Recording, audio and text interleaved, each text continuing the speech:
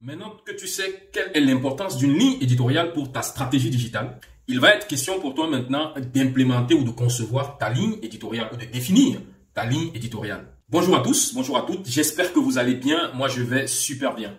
On se retrouve aujourd'hui une fois de plus sur cette chaîne, la chaîne sur laquelle nous découvrons le digital et toutes ses opportunités et surtout la chaîne sur laquelle nous expliquons cela en des termes très simples, en des termes accessibles à tous. Je vais dans un premier temps vous inviter à vous abonner à la chaîne si vous n'êtes pas encore abonné sur cette chaîne pour pouvoir découvrir avec nous le digital et toutes ses opportunités, ses astuces, les menaces et tout ce qu'il y a autour.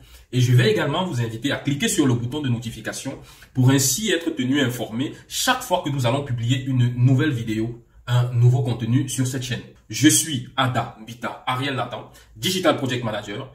Voici donc 5 étapes pour créer une ligne éditoriale efficace. Nous allons nous retrouver tout de suite après la petite introduction pour rentrer dans le vif du sujet. À tout de suite.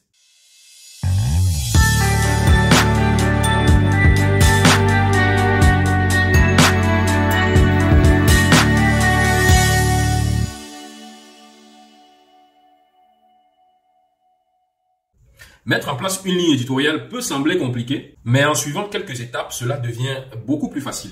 Voici donc 5 étapes pour créer une ligne éditoriale efficace. La première étape, c'est de déterminer votre public cible, c'est-à-dire qui sont les personnes que vous souhaitez atteindre avec votre contenu. Quels sont leurs intérêts, leurs préoccupations, leurs comportements. Il est important de bien connaître votre public cible pour savoir quel contenu, quels éléments, quel contenu va les attirer, quel contenu va leur donner envie de venir suivre votre page sur les réseaux sociaux ou de venir visiter votre site internet. La deuxième étape, c'est d'identifier vos objectifs.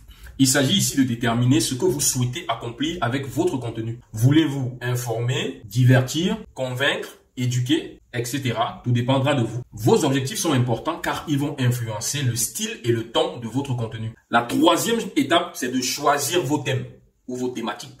Il s'agit ici de définir sur quel sujet allez-vous produire du contenu, qu'il s'agisse de production de contenu textuel, vidéo, images, etc.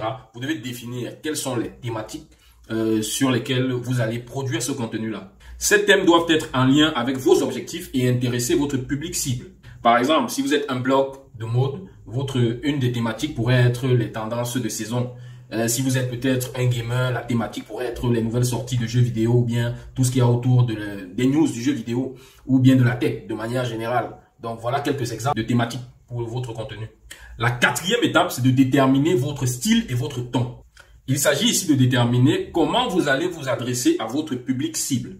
Car votre ton, en fonction de votre public, peut être humoristique, décontracté, formel, informel, etc., etc.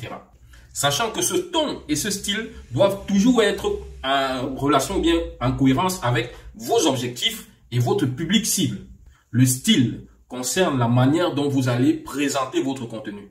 Est-ce que vous allez utiliser beaucoup d'images pour illustrer? Est-ce que vous allez plutôt utiliser des vidéos, de longs textes, des courts textes, etc., etc. La cinquième étape, c'est la planification de votre contenu. Une fois que vous avez fini avec les 4 étapes précédentes, il sera donc question ici maintenant de planifier votre contenu. Il s'agit tout simplement de déterminer combien de fois vous allez publier, quels sont les meilleurs moments pour publier, quel sujet allez-vous aborder et quand. Un calendrier éditorial peut être très utile pour organiser et structurer un peu tout ça.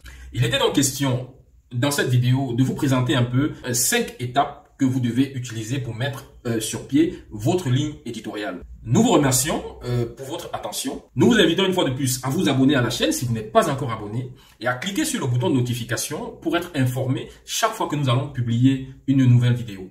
On se dit donc à la prochaine. Bye bye.